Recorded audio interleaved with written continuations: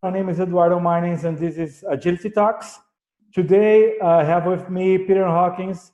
He is the owner of MELLOHAWK Logistics Company, and also he won the Business Person of the Year and BOT for 2018. So welcome, Peter. Thank you so much, Eduardo. How are you? I'm good. How about yourself? I'm just fine, thank you. And thank you so much for the lovely introduction. Keep the good going is what really pays back, everyone. I agree with that, Peter, for sure.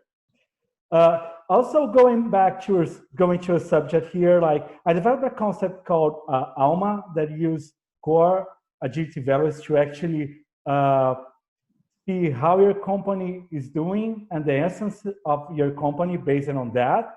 So I'm going to share my screen and we can talk about these values together. The idea about accountability is really making sure that people are accountable and know what they're accountable for. So more than just feeling accountable is like knowing what they're accountable for, right? How they Very actually important. contribute with their part on delivering value to the customer. And that's all about that. And a majority of the companies that actually see these kind of flaws, as you're mentioning here, is actually in these levels, like between translating this to team leadership to staff level. Yes. I think if you talk to my staff and talked about their priorities would be much more about the temperature in the office and the smell in the lunchroom. So I want them all to understand that accountability means being able to articulate what it is they need to do, they're required to do, and what changes they might need to do. Exactly. That's important. Yeah. 100% on that. And about learning, what do you think? Do you guys have Well, a learning culture there? yeah, we absolutely do. I don't know if you realize we actually own a private career college in logistics. And Wow. so, yeah, the MELLOHAWK Logistics Impressive. International Training Center. So, in fact, every person in our company is CFA certified, the Canadian International Freight Forwarding Association certification. We have made sure that even the receptionist has it. Everybody has the full certificates. And so I firmly believe that we have a culture of learning and training. In addition to that, there isn't a month that goes by that somebody isn't taking a course. A lot of that is because we have government requirements to be upgraded all the time, but also because we have genuine interest. And and that learning also, every person who has a story in our company is a mentor. And as a result, they do teach each other and they teach newcomers. We have co-op students who come in all the time, and I mean, not with the pandemic, obviously, but prior to that, where they will sit and learn our stories. And I do believe that learning goes both ways. As I've said, with every person who comes into this office too, I've learned something from them. And so where we're weak here is on the reviews. I don't think we review effectively. And there are times when, you know, people we talk to everybody and we know what everybody's doing, and everybody knows what their own shortcomings are and their own praiseworthy activities are. But in terms of actually getting that into a precise procedure, we are weak on it in that we haven't been doing it as quickly or as often as we should have been. So, you know, great, we're at step number 2 and already another damn weakness. Yeah. So you guys are very good on formal training and about sharing stories here. And even like for learning culture, like I see a lot of companies that has cycle reviews and have like some kind of continuous improvement in the process, but like a lot on actually sharing stories. So you guys are ahead on that, because even if you had cycle reviews or a process for continuous improvement, sometimes people do not share. I do not know how to tell stories. So if you guys have a culture like that, it's already one step forward. The idea here is that people in your company actually knows how to translate the vision on what they do, the company's vision on what they do. Yes, so our company vision is about delivering service. It's service first. And we have it posted, but it's sort of a clumsy sentence, so nobody feels comfortable repeating the sentence. But what we do understand is that every time we do something extra, we're actually helping somebody who doesn't have to do that thing. And so our vision is about providing the best service we can at all times, but it's also about just helping your colleague, helping your customer, helping others.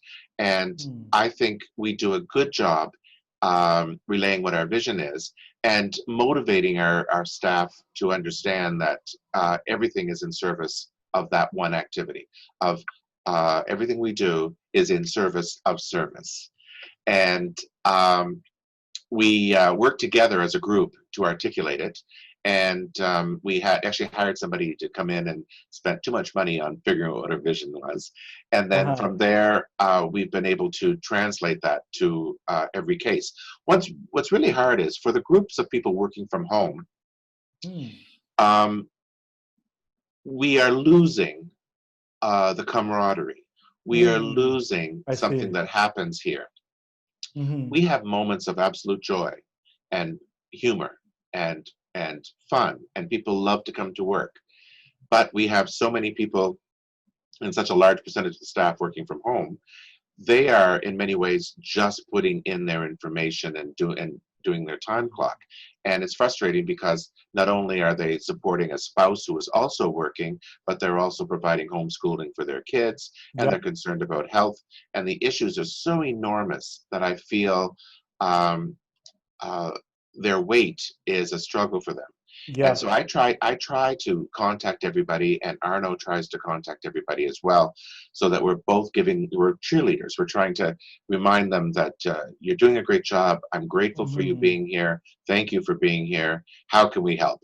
One thing that sorry to interrupt you there, like one thing that these are unprecedented times, right? One thing that actually helps is like giving examples, and I saw a lot of that in some companies when they are in crisis. So every decision that everyone made, people were actually gathering that against the vision. So when someone actually do something good, they would say, okay, we are doing this way because services first, right? In case of a company. So I believe that actually relating what people are doing with the vision is what makes you translate that to your teams. What about autonomy? What do you think? So autonomy, I think, is a very interesting thing because we have had excellent experience, I'm going to say 98% of the time, and 2% genuinely bad experience. Our philosophy is to give everybody, they have a budget, they have goals, they have things they have to set, and we leave them alone to do it. If there is another hot shipment or hot issue that we need resolved right away, everybody comes on board and helps. But generally, you can do your job, you can work at your desk, you can do it on the timetable you need to do it, keeping in mind that a lot of our stuff is very technical and needs to hit deadlines. But we don't challenge them on how they do their job, and we don't challenge them on their budget. They have a budget, they can spend their budget however they like, and they have goals, but beyond that, everything else is entirely theirs to do. I think we trained everybody well, and we do invest the time and money to do that. I think they have the confidence that we will let them do their job and that they can make mistakes. You taught me something very interesting in your idea about Alma, was the idea that the freedom to make mistakes becomes a learning opportunity. And we have some outstanding people who would like to think they never make mistakes. So finding someone who's made a mistake is sometimes hard to do. Because the way that this actually works in agility is like sharing again stories. So sharing a mistake. I had a company that actually had a CTO that was just like starting to think about agility, and he asked me how I can actually make people how can I actually make an environment that people are safe to fail. And I told him, like, start yourself sharing a failure that you did, right? So this is all leading by example. And I think that's a great idea, provided you do learn the lesson. Sometimes I'm talking to the mistake, and that's a problem. Here we go. Fantastic. Peter, this was a fantastic session with you. Thanks a lot for the willing to share your company and the values of your company and how they actually tie to agility. And this was a great time. Thanks a lot for that. Eduardo, thank you so much. All the best to you. Good luck with the project. Thanks a lot. Have a good one. Bye-bye.